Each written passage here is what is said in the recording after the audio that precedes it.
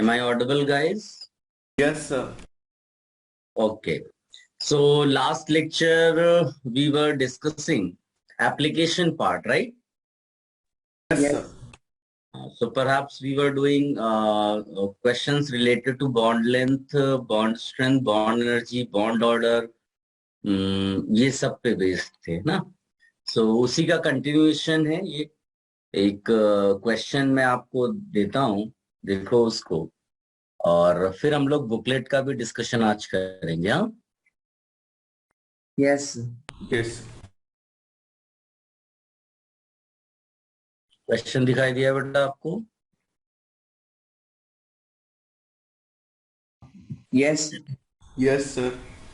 अब जैसे ये क्वेश्चन दिया हुआ है, इस क्वेश्चन में उसने आपसे बोला हुआ है कि C1H, C2H, C3H and C4H, if we break these bonds homolytically, then bond energy order, bond dissociation energy order, कुछ ऐसा लिखा हुआ है, राइट?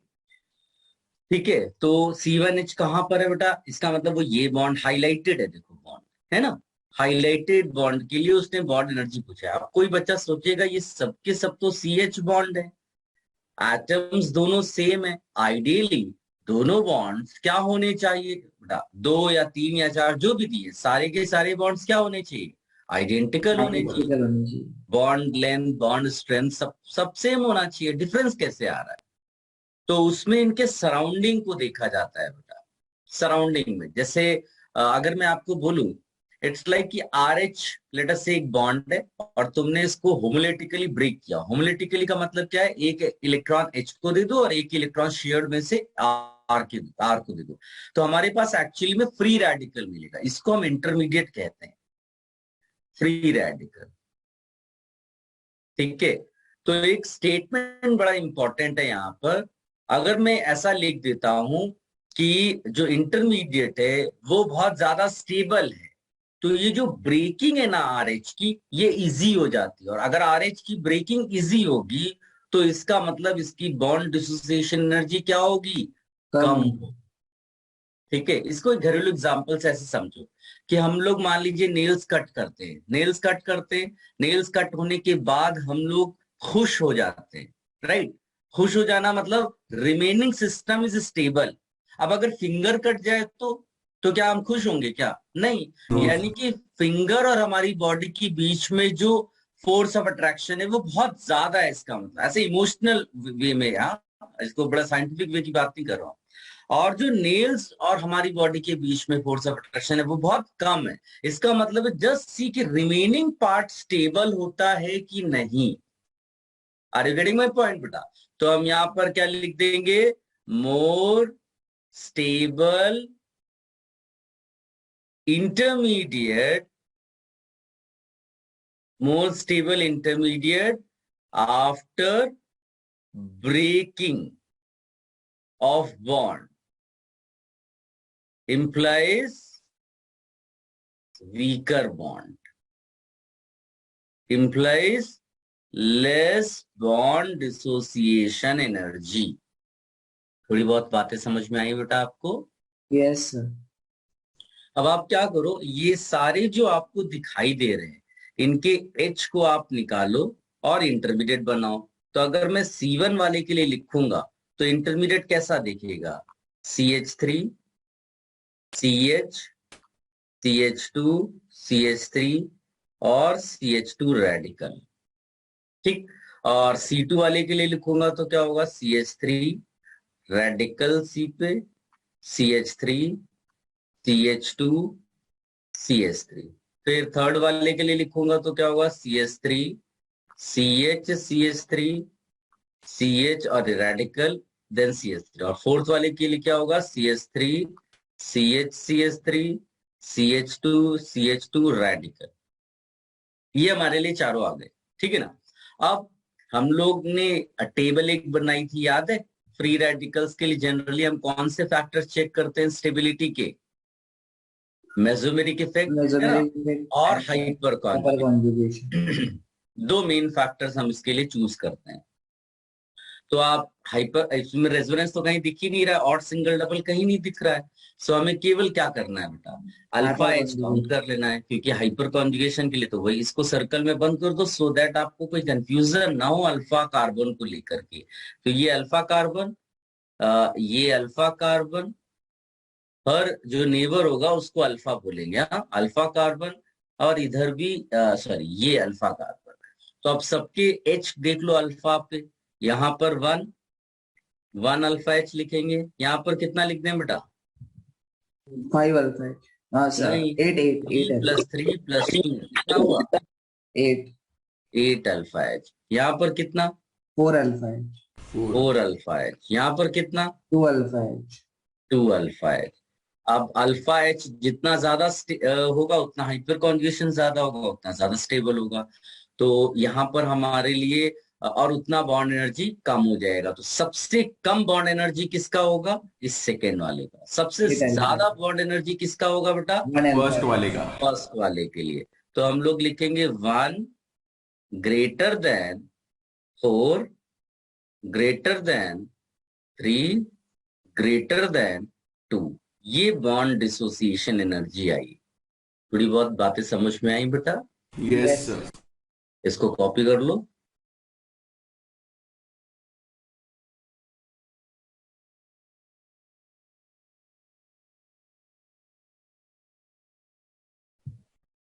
सर वो C1H है ना, C1H, C2H, C3H. यस बेटा, ये Yes. 1 का मतलब C1H की बात कर रहा है। Yes.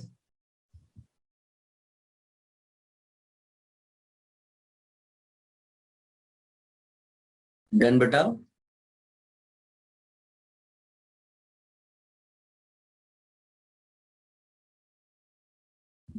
Yes, sir.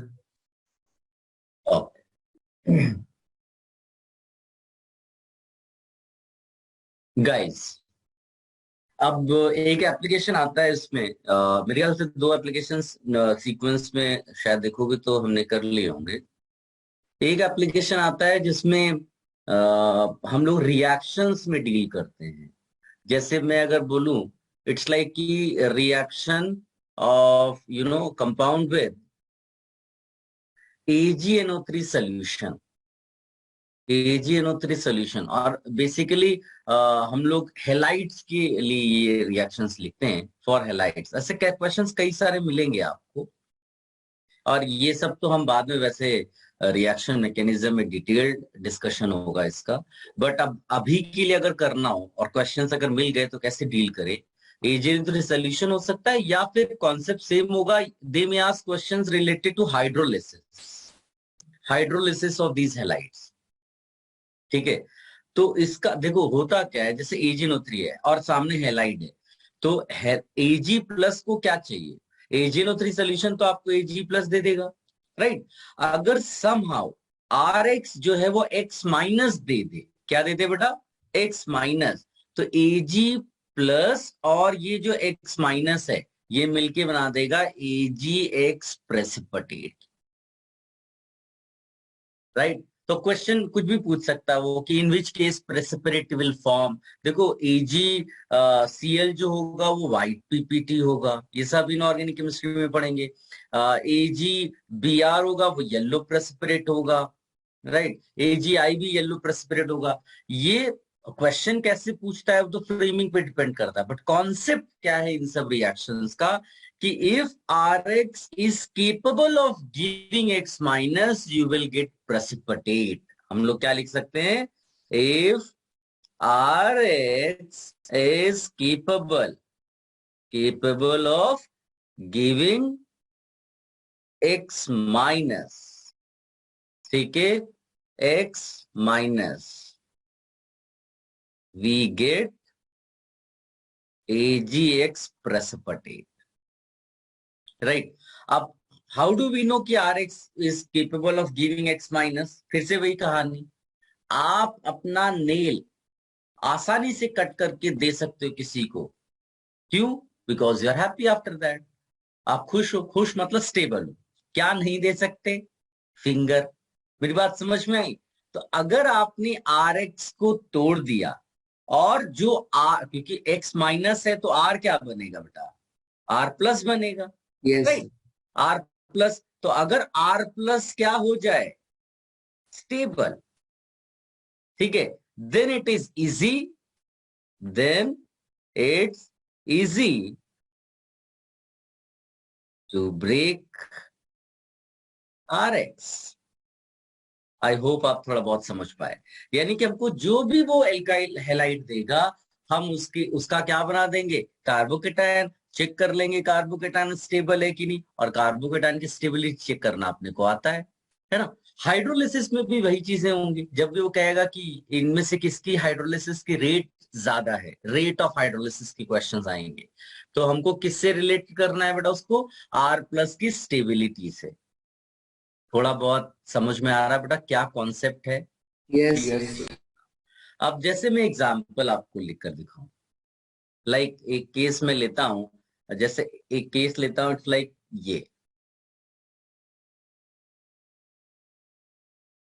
एक ये ले लिया, और एक केस मैंने ऐसे ले लिया randomly, like CH3, CH3, CH3, CH, एक ये केस ले लिया। अब इन दोनों को देखो बेटा, इन दोनों को ध्यान से देखोगे, और वो चाहे AgNO3 सोल्यूशन के साथ रिएक्शन बोले या हाइड्रोलिसिस बोले, हमें क्या दोनों का बनाना है बेटा, कार्बोकेटायन। तो जैसे पहले वाले के लिए कार्बोकेटायन बनाओगे तो यहाँ पर आएगा ऐसा प्लस, दूसरे वाले के लिए बनाओगे तो आएगा प्लस यहाँ पर। अब सबसे पहले देखो क्या इनमें कोई रेजोनेंस हो रहा है, नो नहीं, रेजोनेंस नहीं हो रहा है। अब दूसरे फैक्टर्स में हाइपर कॉन्जुगेशन और इंटरैक्टिव चेक कर सकते हो, दोनों सपोर्टिव है। तो जैसे मान लीजिए मैंने हाइपर कॉन्जुगेशन चेक किया, तो यहाँ पर 2 2 4, यहाँ पर चेक करोगे तो 3 3 3 9, तो यहाँ 9 अल्फा एच है, यहाँ कितने अल्फा एच है, 4 अल्फा एच है। तो बताइए कौन ज्यादा स्टेबल होगा, 9 अल्फा ये वाला। 9 वाला। तो ये मोर स्टेबल है। तो अगर मैं रिएक्शन के पॉइंट ऑफ व्यू से बात करूं, चाहे वो AgNO3 सोल्यूशन के साथ हो या हाइड्रोलिसिस की बात हो, which one will be more reactive, second. CH3। CH3 समझ गए ना सब लोग, बड़ा कोई कंफ्यूजन तो नहीं है। नो सर अब देखो एक दूसरा केस ले लेते हैं, जैसे मान लीजिए कि मैंने ये केस ले लिया एक, यू नो ऐसा लेके ये यहाँ पर बॉन्ड है, बॉन्ड है, बॉन्ड है, और एक Cl है, ठीक। और एक केस में लेता हूं, इट्स लाइक ये लेता हूं, यहाँ पर Cl लगा, और एक केस में लेता हूं ये वाला।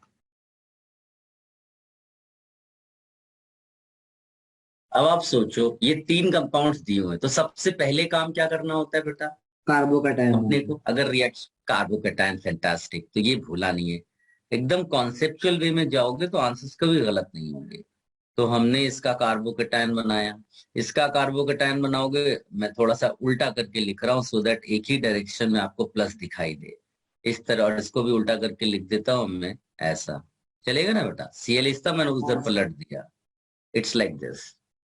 अब इन तीनों में, अच्छा, एक देखो हम लोग रेजोनेंस, हाइपर कॉन्जुगेशन, इंडक्टिव सब चेक करते हैं, लेकिन साथ में ये देखते हैं कहीं कोई एक्सेप्शनल बिहेवियर तो नहीं है।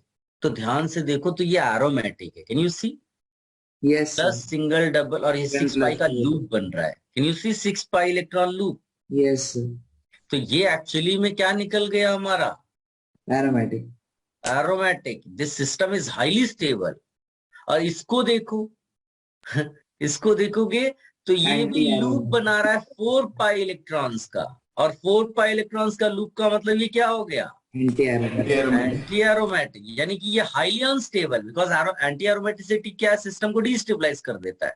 तो स्टेबिलिटी ऑर्डर अगर लिखेंगे तो ये ऑर्डर आ जाएगा, राइट, ये स्टेबिलिटी ऑर्डर हो गया।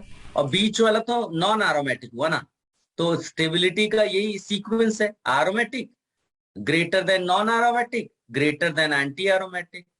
थोड़ी बहुत बातें समझ में आ रही है बेटा। सर वो सेकेंड वाला नॉन एरोमेटिक कैसे हुआ? अगर वो एरोमेटिक नहीं है, एंटी एरोमेटिक नहीं है, तो उसको नॉन एरोमेटिक कहा जाता है। सर पर उसमें रेजोनेंस भी हो रहा है, उसमें 2 पाई इलेक्ट्रॉन्स का भी है। का भी क्या? आगे बोलो। सर मतलब जो जो फुलफिल करता है पूरी एरोमेटिक चीज भी। नहीं, नहीं, तुमने शायद पूरी चीज नहीं बोली। 2 पाई इलेक्ट्रॉन्स का क्या? क्या होता है 2 पाई इलेक्ट्रॉन्स का? वो हाँ सर। शब्द आगे बोलते ही तुम्हें आंसर आ जाएगा, क्या होता है? सर लूप नहीं बन रहा, 2 लूप पाई इलेक्ट्रॉन्स है क्या? पर लूप नहीं बन नहीं है ना लूप, वही तो मैं कह रहा हूँ, रहा। इसीलिए मैं पूरी चीज लिखाता हूँ कि बच्चे कंफ्यूज ना हो। तो यस। जैसे ही तो 2 पाई तो सब देख पा रहे हैं, क्या तुम लूप देख पा रहे हो? नहीं, लूप नहीं दिखा तो नहीं होगा। सो रिएक्टिविटी ऑर्डर आ गया अपने पास। एनी कंफ्यूजन बेटा? इट्स अ गुड क्वेश्चन, इसको लिख लो बेटा।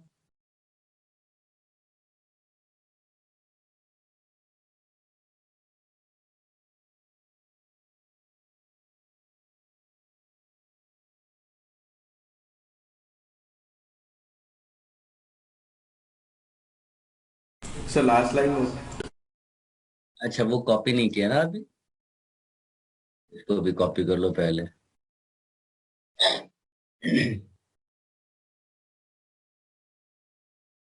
आपने क्वेश्चंस सॉल्व किए होंगे एक्सरसाइजेस के, तो आपने रियलाइज किया होगा कि इस टाइप के क्वेश्चंस भी उसमें है। हाँ सर।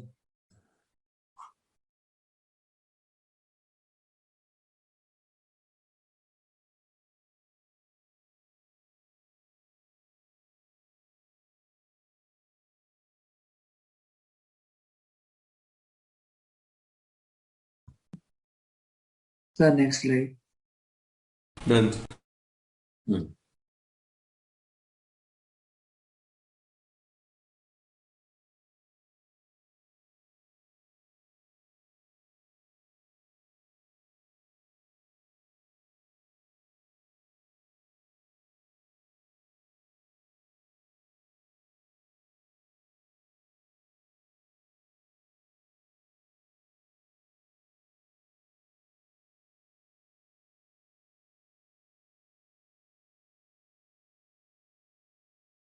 डन बेटा।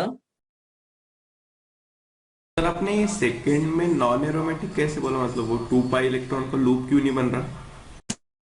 लूप समझ रहे हो क्या होता है बेटा? सर्कल। क्या ऐसा पूरा रेजोनेंस हो रहा है? कहाँ हो रहा है? प्लस सिंगल डबल, बस रुक गया। यहाँ कहाँ रेजोनेंस है कुछ? डबल सिंगल सिंगल सिंगल, ऐसा कोई रेजोनेंस होता है क्या? Double single single single. हाँ यस सॉरी। ये तो कॉमन सेंस है, इसमें देखो ना। प्लस सिंगल डबल, पूरा का पूरा ऐसा रेजोनेंस हो रहा है पूरा। यही तो होता है लूप। ठीक है। Yes sir. हम्म, चलो तो सर इसको हटा दें। सर सेकेंड वाले का जैसा लूप, मतलब 2 पाई इलेक्ट्रॉन का लूप कौन से एग्जांपल में बनेगा एक बार? कौन से एग्जाम्पल में बनेगा? ये बन गया। ये। Plus single double single plus, हो गया लूप पूरा। हाँ sir. Should I remove this? Yes. अब इसमें देखिए कि जो मेन चीज है रिएक्शन आंसर डिसाइड करने के लिए, रिएक्शन डिसाइड करने के लिए, वो है कार्बोकेटायन का स्टेबिलिटी। तो मैं एक फंडामेंटल आपको ऑर्डर दे देता हूं। कई बार उसको देखकर ही आंसर निकल आते हैं। देखो, एक्सेप्शनल बिहेवियर हो गया तो अलग बात है, वरना इसको देखकर आपको लगभग लगभग आंसर मिल जाएगा। तो लेट मी टेल यू। एक केस होता है जो हम पढ़ते हैं, सिक्स्थ केस ऑफ रेजोनेंस, याद है? जिसमें वो बैक बॉन्डिंग वाला रेजोनेंस होता था, लोन यस। पेयर और एम्प्टी ऑर्बिटल वाला। एम्प्टी ऑर्बिटल वाला। हाँ, अगर वो कार्बोकैटायन आता है तो चांसेस है कि स्टेबिलिटी बहुत ज्यादा हो जाए नॉर्मल सिनेरियोज में। हाँ भाई, एक्सेप्शनल की अलग बातें होती हैं। ये तो इसको हम लगभग पहले लिखते हैं। फिर अच्छा, ये नाइट्रोजन भी सिक्स केस रेजोनेंस दिखा सकता है, बैक बॉन्डिंग वाला स्टाइल। ऑक्सीजन भी दिखा सकता है। Nitrogen is more capable of giving electrons, इसीलिए उसका रेजोनेंस बेटर होता है। तो ये स्टेबिलिटी भी ज्यादा अच्छा देगा। फिर इसमें हम लोग अगर याद करो तो टर्शरी कार्बोकेटायन और बेंजाइल कार्बोकेटायन में हमने किसको पहले लिखा था बेटा? टर्शरी कार्बोकेटायन को, है ना? और ये हमारे लिए एक स्पेशल सिचुएशन थी जब हमने हाइपर कॉन्जुगेशन अलग से पढ़ा था इसी इसी वजह से, यस। क्योंकि ये रेजोनेंस जो है यहाँ डोमिनेट करना चाहिए था, बट आंसर उससे मैच नहीं कर रहा था। ये हो गया। अब इसके बाद जो बेंजाइल सॉरी एलाइल कार्बोकेटायन और जो सेकेंडरी कार्बोकेटायन है वो लगभग बराबर होते हैं, थोड़ा इसको पहले लिख देंगे। ठीक है, ये हो गया। फिर इसके बाद आप प्राइमरी कार्बोकेटायन लिख सकते हैं, मिथाइल लिख सकते हैं, ठीक है ना। और अगर अगर विनाइल के ऊपर प्लस आया, या फिर इससे भी, ये तो डबल बॉन्डेड कार्बन है, अगर ट्रिपल बॉन्डेड कार्बन हो गया तो और स्टेबिलिटी कम हो जाती है। तो ये एक स्टैंडर्ड फंडामेंटल ऑर्डर लिख लो, बहुत सारे क्वेश्चंस आपके इससे सॉल्व हो जाएंगे बेटा।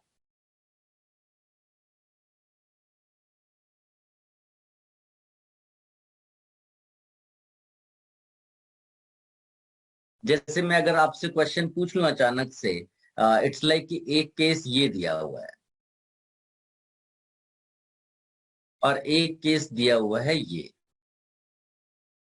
तो इसमें ज्यादा रिएक्टिव कौन है for hydrolysis?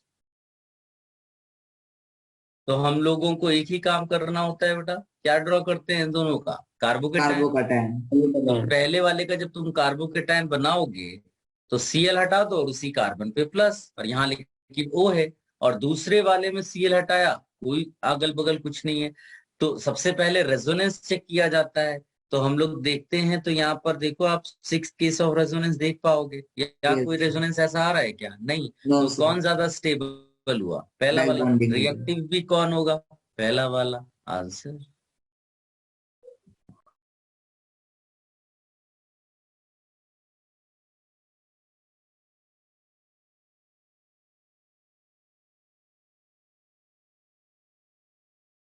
Should I remove this बेटा? Yes sir. सबने कॉपी कर लिया? यस।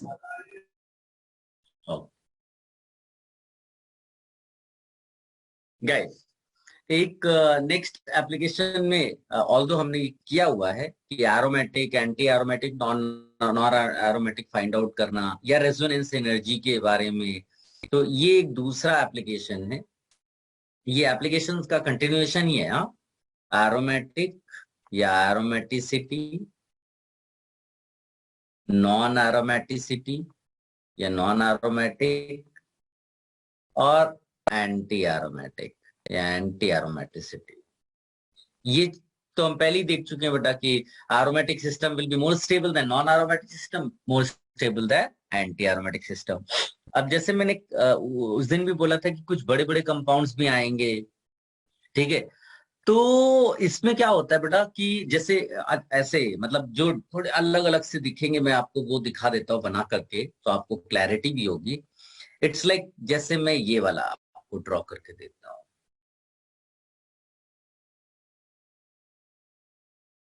पहली चीज, जब कभी भी तुमको ऐसा हो कि किसी एक एटम पे दो लोन पेयर दिखाई दे रहा है, तो याद रखना एक ही लोन पेयर रेजोनेंस में जाएगा, भूलना नहीं है इस बात। मेरी बात समझ में आई बेटा? यस। अक्सर लोग मिस्टेक करते हैं, ठीक, ये बात ध्यान रखना। और कभी भी डबल बॉन्डेड नाइट्रोजन पे लोन पेयर दिखाई दे तो उसको रेजोनेंस में नहीं लोकलाइज भेजना हो। है। हाँ, अब इसमें देखो बेटा, और कभी भी कार्बन पे प्लस दिखाई दे तो उसका मतलब होता है एम्प्टी ऑर्बिटल। वो कोई भी इलेक्ट्रॉन्स जो है रेजोनेंस में नहीं भेजता, वो एम्प्टी ऑर्बिटल होता है। तो अब इसको देखो, plus, single, double, single, lone pair, single, double, single. तो अगर इस पूरे लूप को ध्यान से देखोगे तो इधर से 0 कंट्रीब्यूट हुआ, इधर से 2 पाई इलेक्ट्रॉन्स कंट्रीब्यूट हुए, इधर से 2 पाई इलेक्ट्रॉन्स, और इधर से 2p इलेक्ट्रॉन्स। तो टोटल अगर बनाओगे तो p इलेक्ट्रॉन्स भी पाई का हिस्सा हो जाएगा, और ये टोटल में 6 पाई इलेक्ट्रॉन्स का क्लाउड बन जाएगा, and that is why aromatic. क्या मेरी बात समझ में आई तुम्हें? यस। यस। ठीक है। अब कई बार क्या होता है बेटा कि जैसे मान लीजिए मैं ये लिख देता हूं, ऐसा ऐसा दिया है। अब पूछा गया ये एरोमेटिक है कि नहीं है, तो किसी बच्चे को लग सकता है कि ये यहाँ पर रेजोनेंस तो हो रहा है, यहाँ पर ऊपर की तरफ जा रहा है, जबकि वो तो सर्कल में पूरा ऐसे होना चाहिए। तो जब कभी भी ऐसा हो तो आप क्या करो, ये जो CO बाहर की तरफ जाता हुआ दिख रहा है ना, इसको आप प्लस माइनस करके लिख दो। इट्स वेरी इजी, कोई लिखने में प्रॉब्लम किसी को नहीं होनी चाहिए भाई। ओ पे माइनस दे दो और इस पे प्लस दे दो।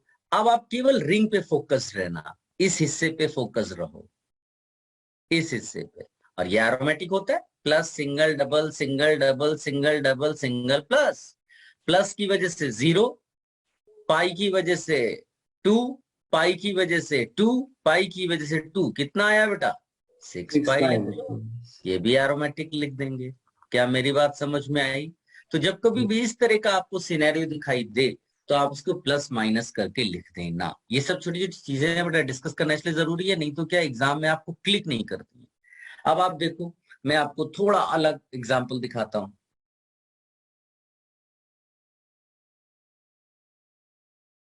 अब जैसे ये, तो सबसे पहले तो लोन पेयर वगैरह सब ड्रॉ कर लो। और अब बताओ बेटा, सबसे पहला काम क्या करोगे इसको एरोमेटिक चेक करने के लिए? सर प्लस माइनस कर देंगे। हाँ, तो इसको यहाँ माइनस, ये प्लस कर दिया, ये पाई बॉन्ड ये। अब इसमें देखो, दो लोन पेयर में से कितने लोन पेयर रेजोनेंस में जाएंगे? एक ही लोन पे। तो अब आप देखो इस पूरे में लूप तो डेफिनेटली बन रहा है ना, कि प्लस से शुरू हुआ resonance, plus single double single lone pair single, ठीक। तो ये कितना हो गया? 2 + 0 + 2 + 2 कितना हुआ? 6। ये भी एरोमेटिक हो गया। समझ में आई बात है बेटा? ठीक है। अच्छा, जैसे अभी थोड़ी देर पहले मैंने बोला कि नाइट्रोजन का जो लोन पेयर होगा वो अगर डबल बॉन्डेड नाइट्रोजन है तो उसको काउंट नहीं करेंगे। बताइए, यहाँ पर 2 नाइट्रोजन है, किसका लोन पेयर रेजोनेंस में जाएगा? ऊपर वाले का कि नीचे वाले का? किसी का भी किसी का भी नहीं किसी का भी जाएगा। नहीं जाएगा। तो double single double, it simple pi का क्लाउड। तो कितने पाई इलेक्ट्रॉन्स रेजोनेंस में आए? 6 पाई। तो डीलोकलाइजेशन पूछेगा कितने पाई इलेक्ट्रॉन्स का हुआ, तो आंसर इज 6। 6 बेटा। यस बोला बीच में। यस ऐसी मिस्टेक्स मत करो बेटा, ठीक है। 6 पाई इलेक्ट्रॉन। अब जैसे मान लीजिए मैंने आपको एक दिया एग्जाम्पल ऐसा, so many examples I have. अब ये बताइए बेटा, इसमें इसके पास भी लोन पेयर, इसके पास भी लोन पेयर है, कौन सा लोन पेयर रेजोनेंस में जाएगा और कौन सा नहीं जाएगा? सर सिंगल बॉन्ड वाला जाएगा और वो नहीं जाएंगे। तो इसको नहीं लेंगे, ये वाला काउंट करेंगे। तो अब आप देखिए कितने पाई इलेक्ट्रॉन्स का डीलोकलाइजेशन हुआ? 6 पाई इलेक्ट्रॉन्स का डीलोकलाइजेशन हो गया। बड़ा सिंपल तरीके से आप निकाल सकते हो। So many examples I can give you. ये देखिए, यहाँ पर इसका एक लोन पेयर आएगा, एक लोन पेयर इसका आएगा, और ये empty orbital, empty single lone pair single double single lone pair single empty, हो गया ना पूरा लूप। और कितना? 2 + 2 + 2 + 0 कितना हुआ? 6 पाई इलेक्ट्रॉन्स, एरोमेटिक। सबको मेरी बातें समझ में आ रही है बेटा? यस ये अब एज आई टोल्ड यू कि एम्प्टी ऑर्बिटल जो है हो सकता है बोरॉन उसमें डाल दे। बोरॉन कई बार एम्प्टी ऑर्बिटल के उसमें डालता है।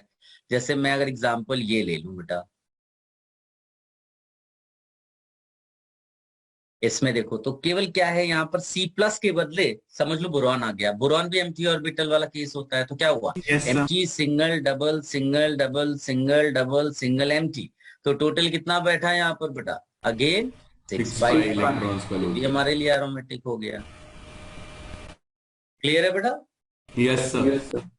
अब एक थोड़ा पॉपुलर कंपाउंड है जिसको बोलते हैं बोराजोल। ये इनऑर्गेनिक केमिस्ट्री में पढ़ते हैं हम लोग। इसको हम लोग इनऑर्गेनिक बेंजीन के नाम से बुलाते हैं। तो आप थोड़ा बहुत तो आइडिया ले सकते हो कि अगर इसको इनऑर्गेनिक बेंजीन बुलाते हैं तो कुछ बेंजीन जैसा ही कुछ स्ट्रक्चर इसका होगा। और फॉर्मूला, मॉलिक्यूलर फॉर्मूला इसका होता है B3N3H6। ये आप पी ब्लॉक में पढ़ोगे, ठीक। तो इसका स्ट्रक्चर कैसा होता है कि एक बोरॉन होता है रिंग में, एक नाइट्रोजन होता है, फिर एक बोरॉन आता है, फिर एक नाइट्रोजन आता है, फिर एक बोरॉन आता है, फिर एक नाइट्रोजन आता है, और फिर कनेक्टिविटी। सबके पास एक एक H भी है। H है, H है, H है, H है, H है। जैसे कि समझ लो कि बेंजीन रिंग में यही था, carbon carbon carbon carbon carbon carbon, सबके पास H। फिर क्या होता था, डबल बॉन्ड। लेकिन यहाँ कैसा होगा, एक सिग्मा बॉन्ड बना, फिर यहाँ पर जो बॉन्ड दूसरा आएगा ना, कोऑर्डिनेट टाइप का होगा, क्यों? क्योंकि इसके पास जो लोन पेयर है वो इसको दे रहा है। फिर इसी तरह से यहाँ पर एक बॉन्ड होगा, और फिर और आगे चल कोऑर्डिनेट। करके ये एक कोऑर्डिनेट बॉन्ड इस तरह का आएगा, ऑल्टरनेट वे में जाएगा। फिर एक नॉर्मल बॉन्ड आएगा, फिर जब यहाँ बॉन्ड बनाएंगे तो कोऑर्डिनेट बॉन्ड दिखाई देगा, और फिर एक नॉर्मल बॉन्ड। तो आप देखोगे it's like double single double single double single, दिख रहा है ना, बिल्कुल बेंजीन जैसा। तो इस कंपाउंड को अलग से लिख लेना, क्योंकि ये फिर अपने आप एग्जाम में प्रिडिक्ट नहीं कर पाओगे। इसको इनऑर्गेनिक बेंजीन कहते हैं। ये भी हमारा क्या है बेटा, एरोमेटिक कंपाउंड। थोड़ी बहुत बातें समझ में आ रही हैं बेटा? हाँ सर। यस। हाँ। अब आप देखो, जैसे एक एक चीज मैंने थोड़ा बताया भी था शायद, कि जब बहुत बहुत सारी रिंग्स कनेक्टेड होती हैं तो कई बार हम पेरीफेरी चेक कर लेते हैं, याद है ऐसा मैंने बोला था? तो देखो एग्जाम्पल लेके दिखाएंगे तो आप ज्यादा समझ पाओगे।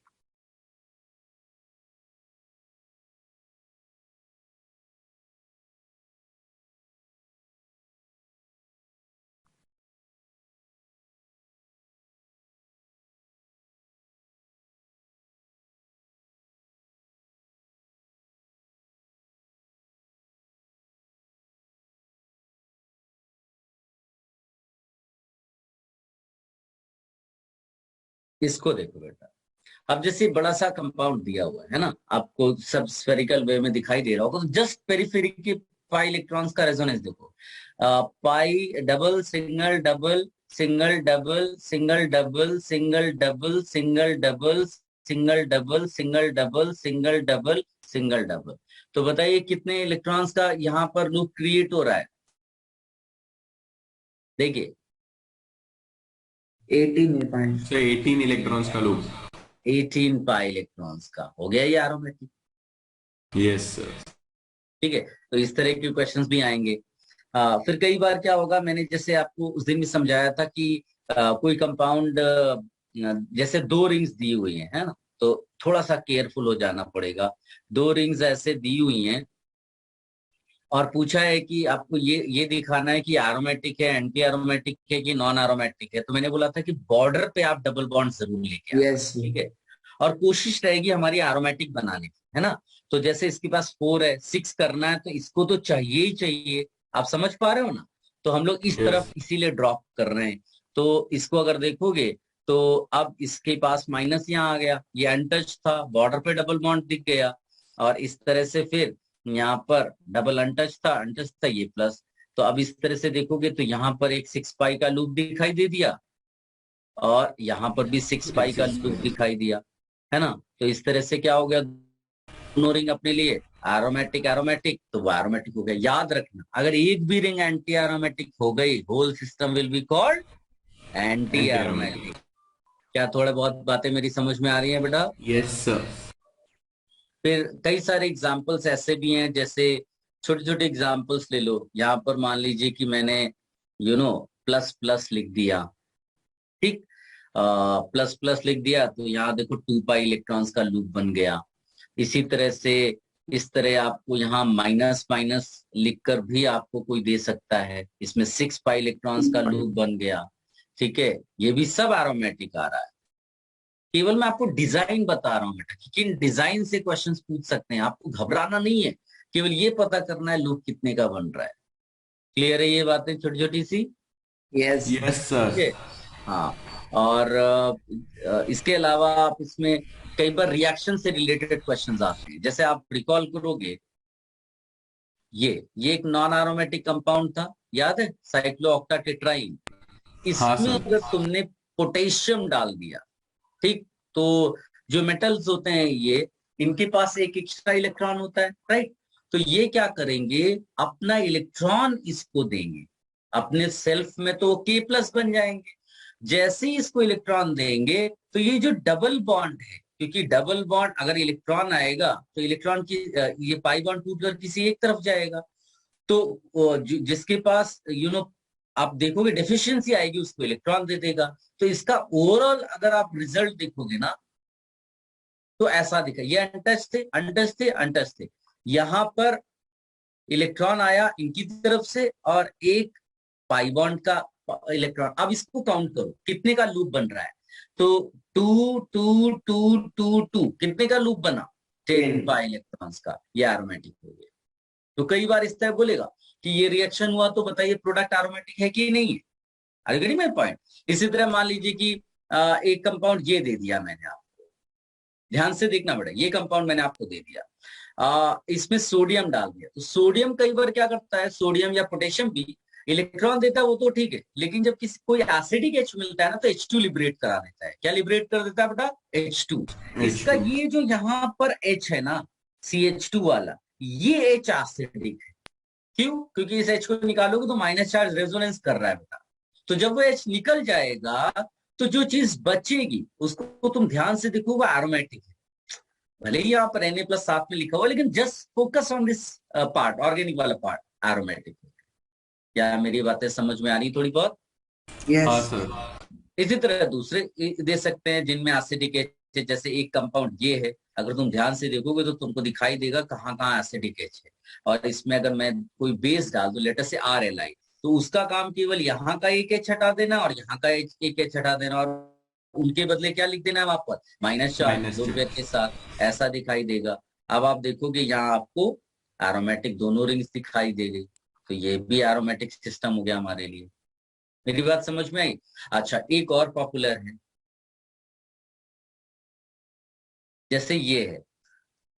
प्रीवियस केस यानी पोटेशियम वाले ने क्या किया था, इलेक्ट्रॉन दिया था। कोई ऐसा सब्सटेंस अगर ले आओ जो इलेक्ट्रॉन ले ले, तो इलेक्ट्रॉन लेने वाला जब आएगा तो प्लस प्लस बना देगा। वो क्या आएगा, लुईस एसिड। जैसे SbF5 मैंने लिया, तो लुईस एसिड का काम क्या है बेटा, इलेक्ट्रॉन्स को ले लेता है ना। वो तो इलेक्ट्रॉन्स को ले लेगा, इलेक्ट्रॉन्स को लेगा, तो इसका इलेक्ट्रॉन अगर कोई ले लेगा, तो यहां पर जो सिस्टम बनेगा वो डेफिशिएंसी वाला बन जाएगा। डेफिशिएंसी का मतलब प्लस प्लस बना दो। अब आप इसको ध्यान से देखो, ये भी तो एरोमेटिक सिस्टम है। तो इस तरह कुछ रैंडम क्वेश्चंस भी आ सकते हैं रिलेटेड टू एरोमेटिक और एंटी एरोमेटिक, नॉन एरोमेटिक। थोड़ी बहुत बातें समझ में आ रही है बेटा? ठीक है। Yes sir. अब इसको आप कॉपी कर लो, यहां से शुरू करो, काफी लंबा हो गया ये, है ना। कॉपी कर लो।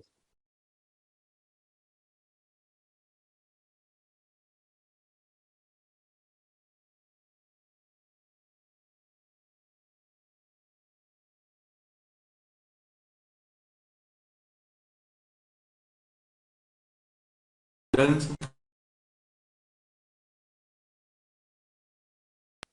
Should I change the page? Yes. ये इसको भी लिख लो बेटा।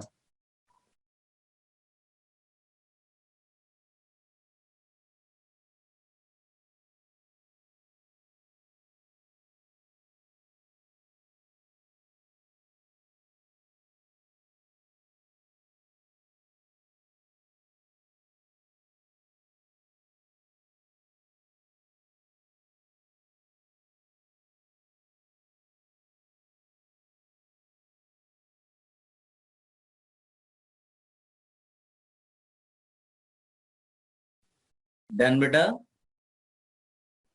यस। ओके, इसको भी कॉपी कर लो।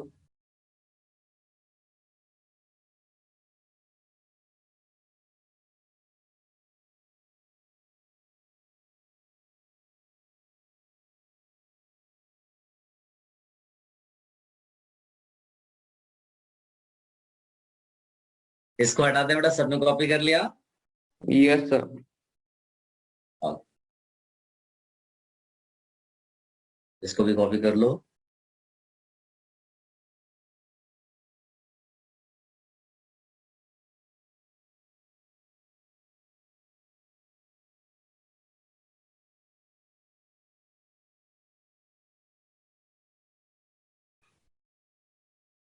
Done sir.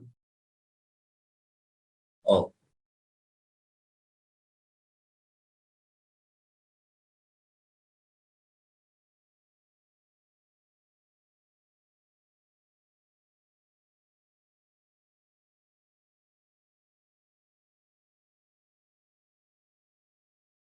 Done sir. Okay बेटा।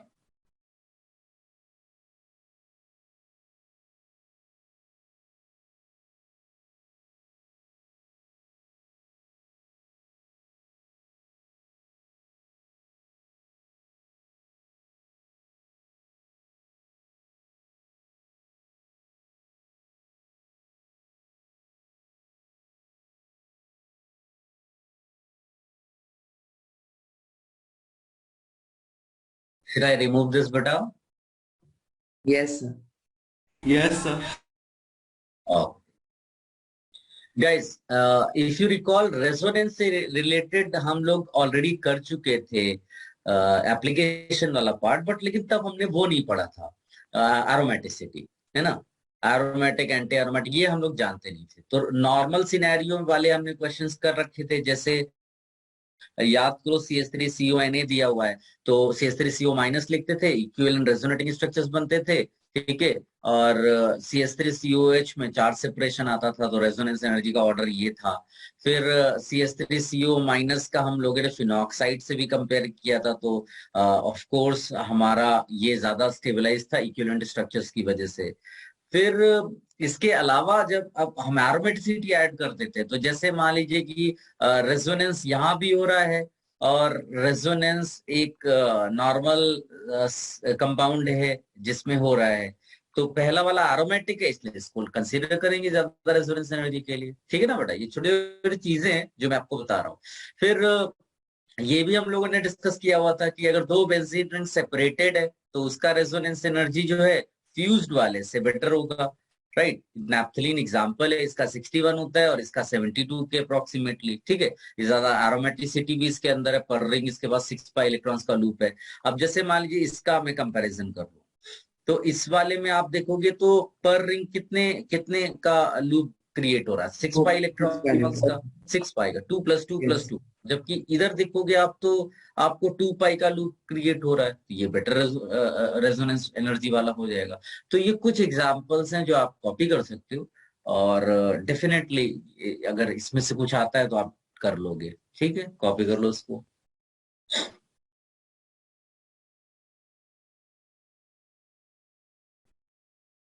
ये अगर याद करो तो ये हम लोगों ने ऑलरेडी किया हुआ था, मैंने वैल्यूज लिखाई थी, थायोफिन है ना, पायरिडीन है। सर ये जो आपने सारी वैल्यूज ये सब लर्न करनी है? ये एक स्टैंडर्ड कंपाउंड्स है बेटा, कुछ लिमिटेड कंपाउंड्स, आप टेंशन मत लो, प्रिपरेशन का पीरियड काफी लंबा होता है, और हम ये चीजें बार बार करेंगे, ठीक है। चीजें समझाई गई हैं आपको, लेकिन इसका मतलब आप सिंस आप अगर भूलते हो वो चीज, तो बेटर है कि उन कंपाउंड्स के फॉर्म में उसको याद रखो, क्योंकि क्वेश्चन तो यही आएंगे, चेंज तो होने वाले नहीं है, तो इतना क्यों परेशान होना।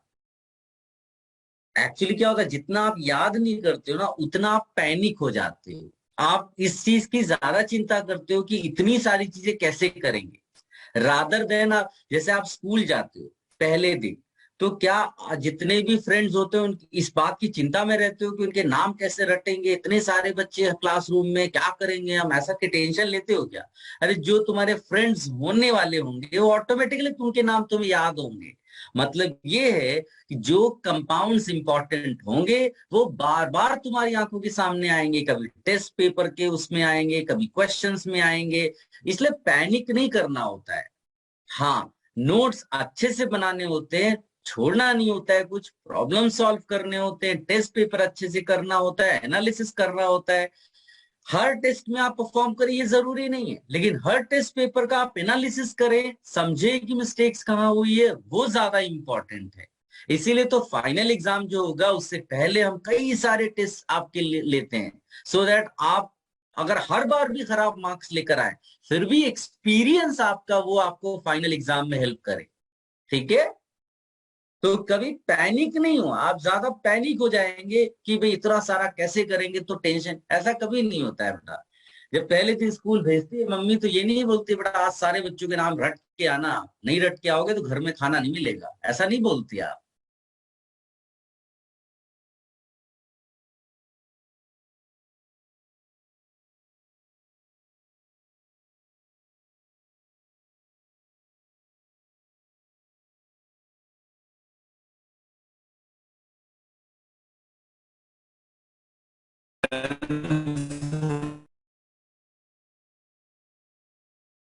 सबने कॉपी कर लिया बेटा?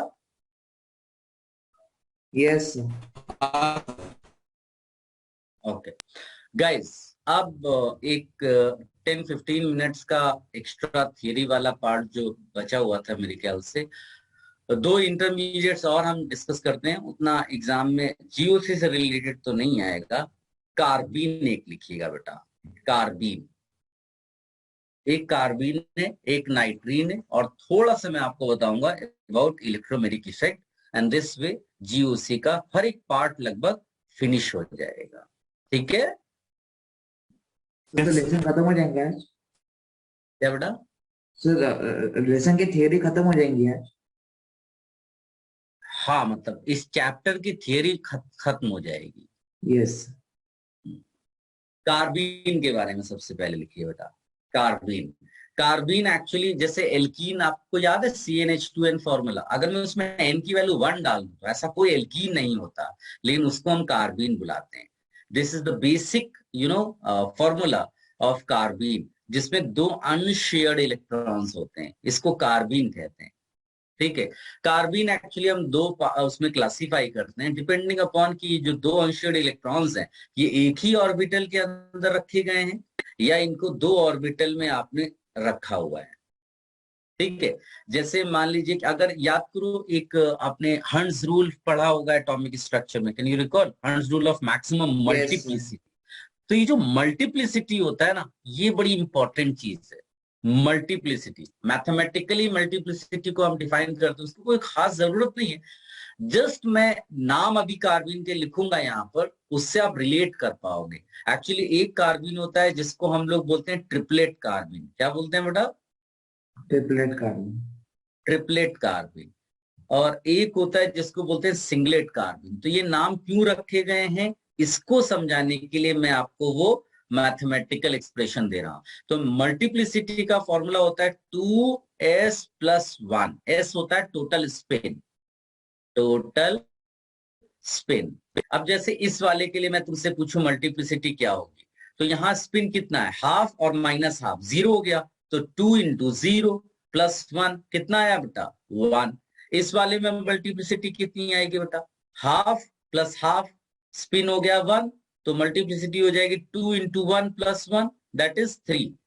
क्या आप समझ पा रहे हो कि ट्रिपलेट क्यों बोला गया होगा और सिंगलेट क्यों बोला गया होगा? यस। है ना? तो ये जस्ट या केवल नाम एक्सप्लेन करने के लिए मैंने आपको बता दिया, उसकी कोई खास जरूरत नहीं है। आप सीधे सिंगलेट ट्रिपलेट भी याद रखो। जैसे कोई बोला ना कि सब याद रखना पड़ेगा क्या, तो इस तरह का समझाना जरूरी होता है। इससे क्या अंदर फीलिंग्स आती है। अगर ये मान लीजिए आपको एक्सेस लगने लगे, एक्स्ट्रा लगने लगे, तो फिर डायरेक्टली आप ट्रिपलेट सिंगलेट याद कर लो, कोई प्रॉब्लम थोड़ी ना है इसमें। ठीक है? ट्रिपलेट नॉर्मल सिनेरियो में ज्यादा स्टेबल होता है, बिकॉज इसमें हर्ट्ज रूल ओबे होता है, इसमें नहीं ओबे हो रहा है। ठीक? अब अगर मैं शेप के बारे में बात करूं, तो आप ध्यान से देखोगे तो दोनों इलेक्ट्रॉन जो है एक ही ऑर्बिटल में, तो इसको लोन पेयर की तरह काउंट कर सकते हो। तो यहाँ पर स्टेरिक नंबर क्या हो सकता है बेटा? 3। यहाँ पर 3 हो जाएगा, और हाइब्रिडाइजेशन sp2 हो जाएगा। हाइब्रिडाइजेशन यहाँ पर sp2 हो जाएगा। अगर और इस वाले में जाओगे तो उसको लोन पेयर की तरह काउंट नहीं कर सकते, और अगर लोन पेयर की तरह काउंट नहीं कर सकते तो यहाँ पर जो हाइब्रिडाइजेशन होगा sp हो जाएगा। अच्छा, अगर इसका ऑर्बिटल डायग्राम ड्रॉ करो, क्योंकि ऑर्बिटल डायग्राम ड्रॉ करोगे तभी जाकर आपको किस चीज का आइडिया लगेगा बेटा कि एक्चुअली में शेप उसका कैसा है। तो इस वाले में वैसे तो देख के ही पता चल रहा है ना, क्योंकि sp हाइब्रिडाइज्ड है तो लीनियर ही होगा, है ना? और इस वाले में अगर और ज्योमेट्री ऑफ ऑर्बिटल्स देखोगे तो वो कैसी नजर आएगी बेटा? ट्राइगोनल, है ना? Trigonal planar. लेकिन दो ही एटम्स हैं, ये तो लोन पेयर है, तो दो ही लोन पेयर मतलब दो इलेक्ट्रॉन्स, ये दो ही एटम्स हैं, तो ये ऑफकोर्स बेंट होगा। लेकिन अगर ऑर्बिटल डायग्राम आप ठीक से इसमें देखोगे तो आप रियलाइज करोगे, जैसे ये पहले वाली की बात करते हैं, तो sp2 का मतलब हो जाएगा 3 sp2 है। तो 3 sp2 किस फॉर्म में होते हैं? ट्राइंगल के उसमें रहते हैं। तो मैं अगर ड्रॉ कर दूं, ले एक मिनट, ऑर्बिटल डायग्राम ड्रॉ कर रहा हूं बेटा। ये ऐसा ड्रॉ किया, एक कार्बन लिया, एक ऑर्बिटल ये लिया, एक ऑर्बिटल ये, एक ऑर्बिटल ये, इसके साथ H आएगा बॉन्ड बनाएगा, इसके साथ H आएगा बॉन्ड बनाएगा, और यहाँ पर एक लोन पेयर ड्रॉ कर देंगे जो कि sp2 वाला होगा ऑर्बिटल। और इसके परपेंडिकुलर एक p ऑर्बिटल बचा रह गया जो कि एम्प्टी है। ये किसका हो गया बेटा? सिंगलेट कार्बिन का। अगर मैं आपको ट्रिपलेट कार्बिन के लिए पूछूं, ट्रिपलेट कार्बिन के लिए, तो ट्रिपलेट कार्बिन में क्या होगा बेटा? sp हाइब्रिडाइज्ड है तो 2 ही sp हो जाएंगे, और 2 sp जो होंगे वो कैसा ड्रॉ शेप में आ रहे होंगे? लगभग Linear। लीनियर के वे में आ रहा होगा, है ना? तो लीनियर उसको आपने ड्रॉ कर दिया, उसको आपने लीनियर मान लीजिए ऐसे ड्रॉ कर दिया। तो जो 2 ऑर्बिटल बच गए ये तो sp वाले हो गए, है ना? ये तो sp वाले हो गए, और जो 2 बच गए उनको आप ड्रॉ कर दो ऐसे। तो यहाँ पर एक इलेक्ट्रॉन, यहाँ पर एक इलेक्ट्रॉन, इसको अगर तुमने पी वाई मान लिया, ये लेट से पीजेड हो गया, तो कुछ भी पी एक्स पी वाई ले सकते हो, एक एक इलेक्ट्रॉन। यानी कि यहाँ पर पी ऑर्बिटल्स में इलेक्ट्रॉन्स है और यहाँ sp2 ऑर्बिटल के अंदर इलेक्ट्रॉन है। ये ऑर्बिटल डायग्राम भी हो गया, ऑर्बिटल पिक्चर। ठीक है, इसको ड्रॉ कर लो बेटा।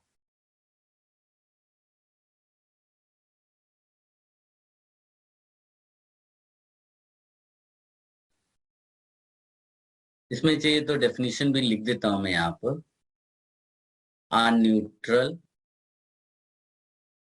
अन्यूट्रल divalent carbon having 2 non-bonding electrons on divalent carbon, divalent carbon. इसके दूसरे, ये तो बेसिक वाला है, इसके अलावा आप जैसे एक एग्जांपल है CCl2, इसको क्या बोलेंगे? डाइक्लोरोकार्बीन। तो इस तरह के आगे चल के हम बहुत पढ़ेंगे।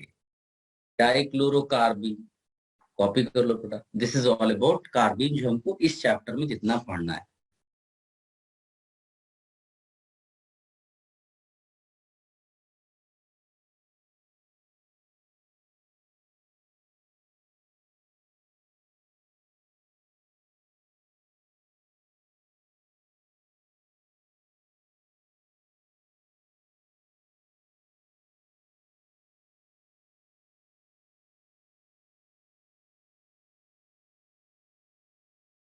Done.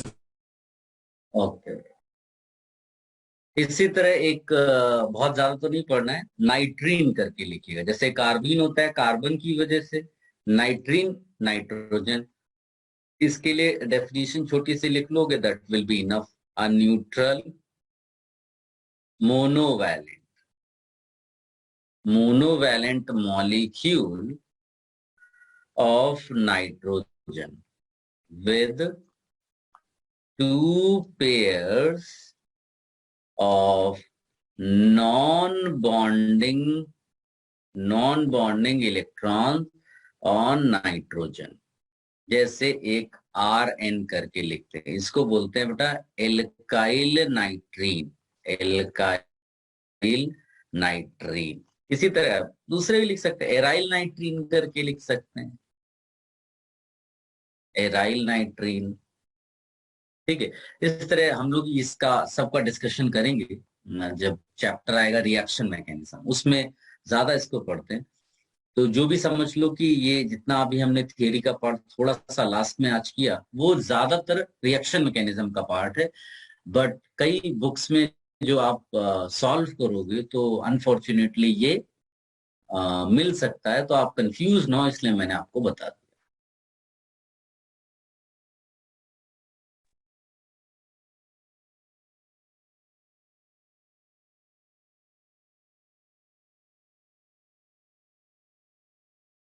Should I remove this beta? Sir तो यस सर।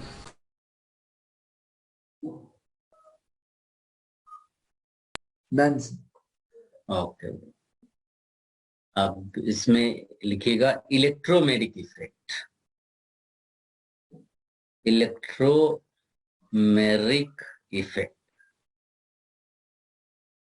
इलेक्ट्रोमेरिक इफेक्ट बहुत सिंपल है। जैसे मैं अगर आपको समझाऊं, एक C डबल बॉन्डो कंपाउंड है, समझ लो एक कीटोन है। तो इस पे कोई रिएजेंट जब अप्रोच करता है अटैक करने के लिए रिएजेंट, तो ये जो पाई इलेक्ट्रॉन्स है ना, ये शिफ्ट होते हैं। तो ये पाई इलेक्ट्रॉन्स टूटकर किधर जाएंगे? ऑक्सीजन ज्यादा ऑक्सीजन। केपेबल है इलेक्ट्रॉन्स होल्ड करने के लिए, because it is more electronegative, तो ये इधर शिफ्ट होते हैं। तो ये जो कार्बन है, ये क्या बन जाता है? इलेक्ट्रॉन डेफिशिएंट बन जाता है। तो इलेक्ट्रॉन डेफिशिएंट कार्बन पे कौन अटैक करता है? रिएजेंट। न्यूक्लियोफाइल। इसका मतलब ऑफ कोर्स न्यूक्लियोफाइल ने ही अप्रोच किया होगा, और ये इस तरह से रिएक्शन हो जाती है। हम लोग रिएक्शन को लेके कंसर्न नहीं है अभी, हम लोग कंसर्न है केवल इस पाई इलेक्ट्रॉन की शिफ्टिंग को लेके। नॉर्मल सिनेरियो में C W bond was stable, there was no shifting of pi electrons. जैसे ही न्यूक्लियोफाइल ने अप्रोच किया, पाई इलेक्ट्रॉन शिफ्ट हुआ। इसी को कहते हैं इलेक्ट्रोमैग्नेटिक इफेक्ट। क्या थोड़ी बहुत बातें समझ में आई? Yes sir. मैं लिख दूंगा तब आप ज्यादा समझ पाओगे। देखो, इसको ऐसे लिखते हैं कि in a compound with multiple bonds। Multiple मतलब होता है डबल या triple bond. Multiple bonds, double bond हो सकता है, ट्रिपल बॉन्ड हो सकता है, ठीक है।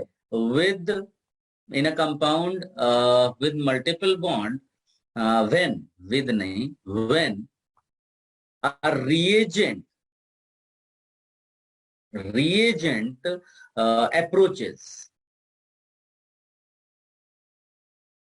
approaches the organic compound, OC, organic compound, pi electrons shift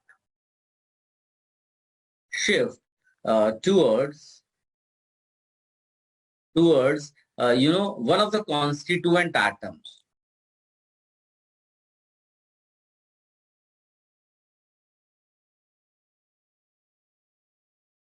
Constituent atoms, ठीक है। This is called what? Electromagnetic effect। Electromeric effect. अच्छा, इसका सबसे इंपॉर्टेंट पार्ट क्या है बेटा? कि वे ना रिएजेंट अप्रोचेस, अगर रिएजेंट अप्रोच नहीं करता तो ये नहीं होता। यानी कि this is a temporary effect, this is a temporary effect. जबकि इसके पहले जितने भी हमने इफेक्ट्स पढ़े, चाहे वो इलेक्ट्रो इंडक्टिव इफेक्ट हो, मेसोमेरिक इफेक्ट हो, ये सब क्या थे बेटा? Permanent effect. परमानेंट। हाँ, इसको लिख लो बेटा।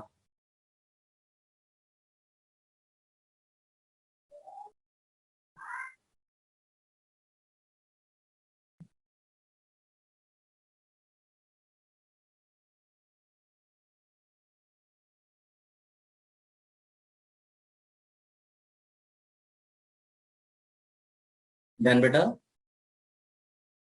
Yes sir. हो गया ना? हाँ सर। अब हो सकता है एक्सरसाइजेस में कुछ क्वेश्चंस बेटा इस पर भी बेस्ड हो, जैसे न्यूक्लियोफिलिसिटी पर, ठीक है, न्यूक्लियोफिलिक हो सकता है, या फिर इलेक्ट्रोफिलिक। तो मैंने आपको थोड़ा बहुत बताया है, और इसका डिस्कशन एक्चुअली हम लोग ज्यादा करेंगे रिएक्शन मैकेनिज्म में। रिएक्शन मैकेनिज्म का जो पहला दूसरा लेक्चर ही होगा ना, वो इन्हीं पर बेस्ड होता है। अभी के लिए केवल हमको यह याद रखना है कि न्यूक्लियोफिलिक होने के लिए क्या होना जरूरी है उसके पास? इलेक्ट्रॉन पेयर, इलेक्ट्रॉन पेयर होना जरूरी है। और इलेक्ट्रोफिलिक होने के लिए क्या होना जरूरी है बेटा? Empty orbital.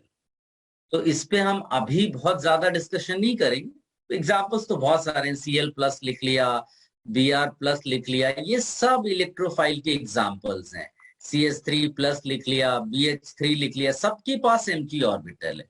और इसमें आप क्या लिख सकते हो? NH3 लिख सकते हो, H2O लिख सकते हो, OH- लिख सकते हो, CH3- लिख सकते हो। ये सब के सब तुम्हारे न्यूक्लियोफाइल्स हो गए। तो इस तरह कई सारे एग्जाम्पल्स हम लिख सकते हैं, बट इसकी अभी उतनी जरूरत नहीं है। जनरल ऑर्गेनिक केमिस्ट्री में हम लोग मेनली इसको डील करेंगे रिएक्शन मैकेनिज्म चैप्टर पे, ठीक है बेटा? चाहिए तो ये थोड़ा सा कॉपी कर लो, सो दैट कहीं पर होगा तो आप डील करोगे, इतना कोई डिफिकल्टी नहीं आएगी उस पर, ठीक है?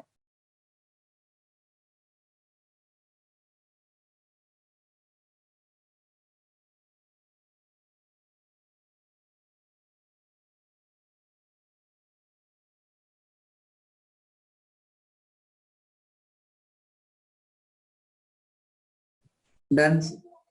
चलो अब बुकलेट निकालिए बेटा, एक्सरसाइजेस के क्वेश्चंस पूछिए बेटा, जो एक्सरसाइजेस आपको दिए हैं मैंने, क्वेश्चंस पूछिए। देखो क्वेश्चन दिखाई दिया बेटा आपको, यस। इसमें आप देखोगे तो रेजोनेटिंग स्ट्रक्चर से रिलेटेड क्वेश्चन है, स्टेबिलिटी का। यस। तो इसमें पहला रूल अब क्या चेक करते हैं, ऑक्टेट। तो सबसे पहले देखो ऑक्टेट किसका कंप्लीट है, हर एटम का किस केस में, और किसका इनकम्प्लीट है। तो कार्बन पे जब भी प्लस दिखाई देगा तो इनकम्प्लीट है। हाँ तो सर। यहाँ पर ऑक्टेट इनकम्प्लीट लिखेंगे, इनकम्प्लीट, यहाँ पर इनकम्प्लीट, यहाँ पर इनकम्प्लीट, यहाँ पर कंप्लीट। क्या समझ पाए बेटा? अगर yes. Most stable resonating structure पूछता तो हम ये वाला आंसर टिक कर, डी। ठीक है। हाँ अब सर। आता है फॉर्मल चार्जेस। देखो बाकी जो ए बी सी हैं जिनमें आंसर हो सकता है, वो उनमें फॉर्मल चार्जेस किसमें ज्यादा है, तो आप देखोगे सब में इक्वल है। सब नहीं। फिर थर्ड क्या होता है बेटा, इलेक्ट्रोनेगेटिविटी। तो यस। देखो किसमें माइनस चार्ज ज्यादा इलेक्ट्रोनेगेटिव पे और प्लस ज्यादा लेस इलेक्ट्रोनेगेटिव पे है। तो ए और देखोगे बी पहले पे। वाले में ऑक्सीजन पे माइनस है, दूसरे में भी माइनस है, तीसरे वाले में ऑक्सीजन पे कोई माइनस दिखाई नहीं दे रहा है। क्या तुम लोग यस। समझ पाए? हाँ सर। तो इसका मतलब लीस्ट स्टेबल रेजोनेटिंग स्ट्रक्चर कौन सा हुआ? सी वाला। बस हो गया। यस। चलो नेक्स्ट बोलो बेटा। Sir 15 question. इसी हाँ सर, इसी एक्सरसाइज इसी। का 15। यस। देखो बेटा क्वेश्चन दिखाई दे रहा है। हाँ सर, दिख रहा है। तो इस क्वेश्चन में पूछा है कि in the following set of resonating structures which sets have the second resonating structure more contributing than first, यानी सेकंड वाला ज्यादा स्टेबल होना चाहिए। हाँ ये सर। बोल रहा है सेकंड हाँ सर, वाला ये ज्यादा नहीं। स्टेबल होना चाहिए। तो इनमें देखो डिफरेंस कोई खास नहीं है ऑक्टेट वगैरह का, तो केवल इसमें आ रहा चार्जेस भी सेम है, फॉर्मल चार्जेस, लेकिन इलेक्ट्रोनेगेटिविटी देखो इसमें फर्स्ट में ओ पे है माइनस और सेकंड में एन पे माइनस है। कौन सा ज्यादा स्टेबल होगा? पहला वाला। ओ पे तो वाला। फर्स्ट। ये आंसर नहीं हो सकता। हाँ ठीक सर। है, जिन जिन ऑप्शंस में वन पहले दिया है वो आंसर तो हो ही नहीं सकता, यानी ये नहीं ए हो और सकता। सी एलिमिनेट कर देंगे। हाँ, अब आते हैं इस वाले में। इसमें देखो चार्जेस वगैरह सब ऑक्टेट पूरा सही है, चार्जेस भी एक ही दिख रहा नहीं सर, है, प्लस और है इसमें ना एन तो पे प्लस है। हाँ ये वाला हो जाएगा, सेकेंड वन। है ना, ये हो जाएगा, यानी कि ये आंसर हो सकता है। अब थर्ड वाला देख लो, थर्ड आते ही आंसर आ जाएगा, क्योंकि अगर थर्ड वाले में वो नहीं हुआ तो फिर हो जाएगा, उसको हटा देंगे। इसमें यस। देखो ओ पे माइनस है, लेकिन उससे पहले आप सारा सब चेक करके देखेंगे, सब एक जैसे ही नजर सर आ रहा थर्ड है। में डाउट था, मतलब इसमें सब आप एक देखोगे ये एरोमेटिक सिस्टम बीच में दिखाई दे रहा है, इससे भी आप क्विक आंसर दे सकते हो। मेरी बात समझ में आई बेटा? यस। हाँ। इसमें देखो ना एरोमेटिक इसमें नहीं है, तो ये थोड़ा सा एक्सेप्शनल वे में आप अलग से इसको चेक करके दे सकते हो। तो इसमें यानी कि ये नहीं, ये पहला वाला ज्यादा, तो ये आंसर नहीं हो सकता है ना, हाँ क्योंकि सर। उसने बोला है कि सेकंड वाला ज्यादा स्टेबल होना चाहिए। इस वाले में देखो बेटा, इसमें कार्बन पे प्लस है, ऑक्टेट इनकम्प्लीट है, तो ये तो हो ही गया, 2 और 4 आंसर हो गया, खत्म। ठीक है। यस सर, थर्ड में डाउट है मेरा, सेकेंड थर्ड फोर आ। हाँ, तो कई बार वो 3 रूल से निकलता है, फिर अचानक से कहीं सडनली एक्सेप्शनल सा बिहेवियर दिख जाएगा, कहीं एरोमेटिसिटी दिख जाएगी और कहीं एंटी एरोमेटिसिटी दिख जाएगी, तो उसको फिर सेपरेट कर देंगे, ठीक है बेटा। यस सर, अगर हमें हीट ऑफ कंबशन निकालना है तो उसमें मतलब सर नंबर ऑफ कार्बन जिसमें ज्यादा रहेंगे उसका हीट ऑफ कंबशन ज्यादा रहेगा। हाँ, ये हीट ऑफ कंबशन के क्वेश्चन हम लोग डील करेंगे जब ये आइसोमेरिज्म पढ़ेंगे, but yes number of carbon atoms जितने ज्यादा होंगे हीट ऑफ कंबशन उतना ज्यादा होगा। Sir yes. इसमें ऑब्जेक्टिव का 9। एक मिनट, हाँ एक सेकेंड। हाँ, तो let me tell you about heat of combustion. By chance अगर कहीं पर मिल जाता है तो हीट ऑफ कंबशन से रिलेटेड आपको ये लिखना है। इसमें भी वही चीज है, एक तो नंबर ऑफ कार्बन एटम्स है ना, जितने ज्यादा कार्बन एटम्स जो होंगे, कार्बन हाइड्रोजन एटम्स, उतना ज्यादा एनर्जी रिलीज होगी, तो वो तो अलग चीज होगी। फिर एक आता है स्टेबिलिटी पर, तो हीट ऑफ कंबशन जो होगा ये भी इनवर्सली प्रोपोर्शनल टू स्टेबिलिटी होगा। जितना ज्यादा स्टेबल होगा उतना हीट ऑफ कंबशन रिलेटिवली कम होगा। जैसे मान लीजिए कि ये है, ये तो अगर ये और मैं इसकी बात करूं तो it's about total number of carbon atom. Heat of combustion ज्यादा हो सकता है, लेकिन अगर पर CH2 बोला जाए, क्या बोला जाए बेटा, पर CH2, तो इसमें 3 CH2 है और इसमें 6 CH2 मिलेंगे। पर CH2 अगर बोला जाएगा तो पर CH2 के लिए केवल आपको ये चेक करना है कि कौन स्टेबल था कौन अनस्टेबल था। तो इसमें स्ट्रेन बहुत ज्यादा है ना, रिंग स्ट्रेन जिसको एंगल स्ट्रेन बोलोगे, तो एंगल स्ट्रेन ज्यादा है, तो ये क्या हुआ बेटा, कम स्टेबल हुआ। कम स्टेबल हुआ तो इसका हीट ऑफ कंबशन क्या होगा, पर CH2 ज्यादा होगा। मेरी बात समझ में आई थोड़ी बहुत? Yes sir. बस हो गया, ठीक है। वैसे इसका हम डिस्कशन जब आइसोमेरिज्म आएगा उसमें बहुत सारा इसमें करेंगे डिस्कशन, अभी के लिए केवल इतना ही। चलो और बोलो बेटा। सर एक्सरसाइज 4 का थर्ड में ए। एक्सरसाइज 4 का थर्ड क्वेश्चन, एक मिनट बताएं, मैं क्वेश्चन फोर्थ क्वेश्चन पूछा है ना तुमने बेटा? नहीं सर, थर्ड क्वेश्चन में ए, एक्सरसाइज 4 का थर्ड क्वेश्चन में।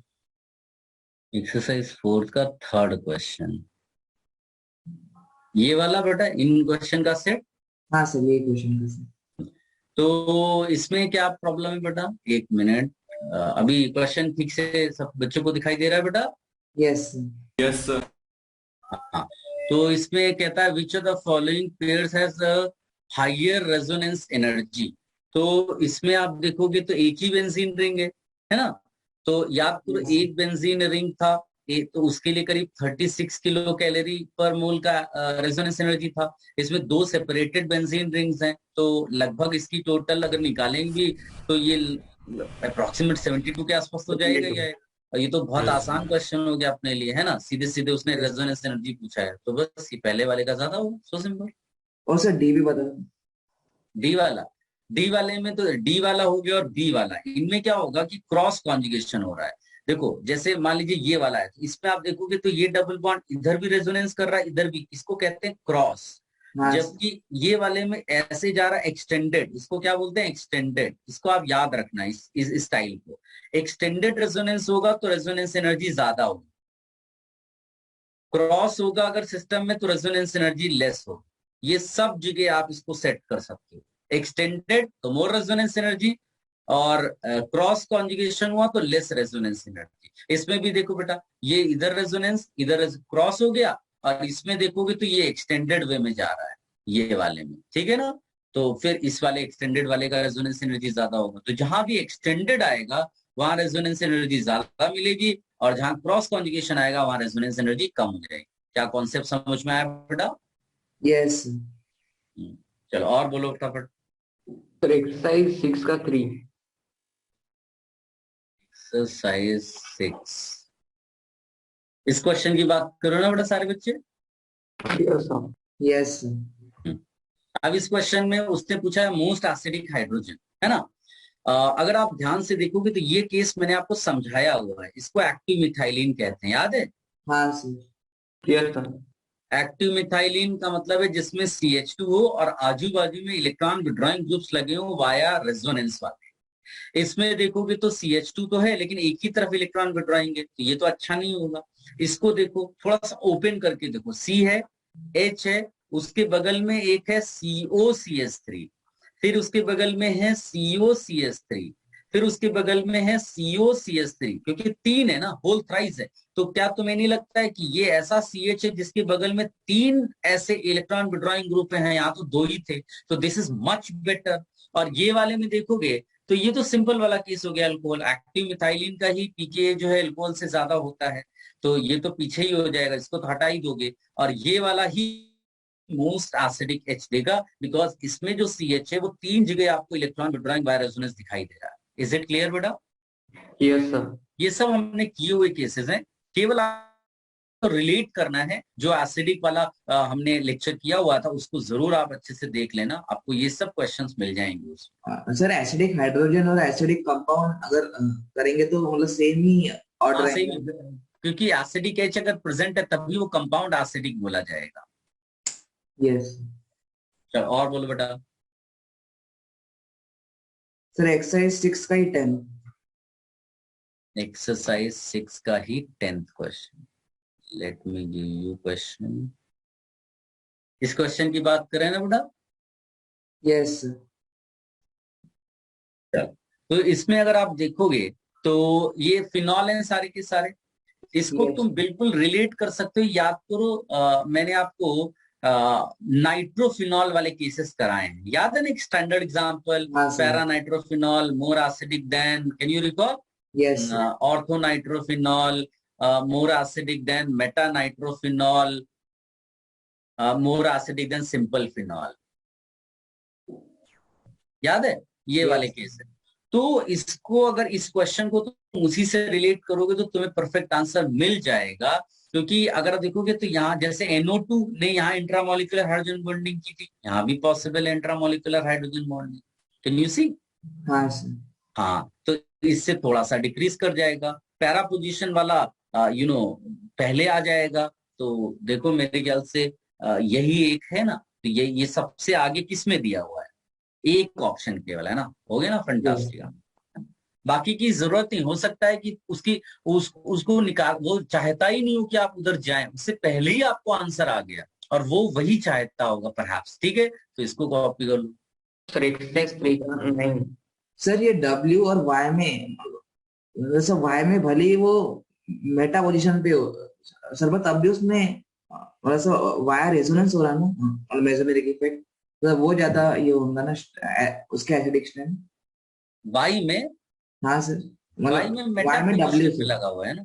सर W से। डब्ल्यू में, हाँ तो डब्ल्यू में तो इसीलिए तो उसका ज्यादा किया ना वाई से। हाँ सर, पर Cl तो वायर इंडक्टिव लेता ना। नहीं नहीं, उसमें एक एम्प्टी ऑर्बिटल होता है ना बेटा। हाँ D sir D Cl। MTD, याद करो। Yes sir, yes. है ना? वो हाँ उसके थ्रू अगर जब O माइनस बनाओगे तो Cl उसको एक्सेप्ट करेगा ना उस तरह से। Although yes. उसके बगैर भी तुम्हें आंसर आ गया, इसीलिए मैं उस पर ज्यादा फोकस्ड नहीं था। हाँ सर। चलो।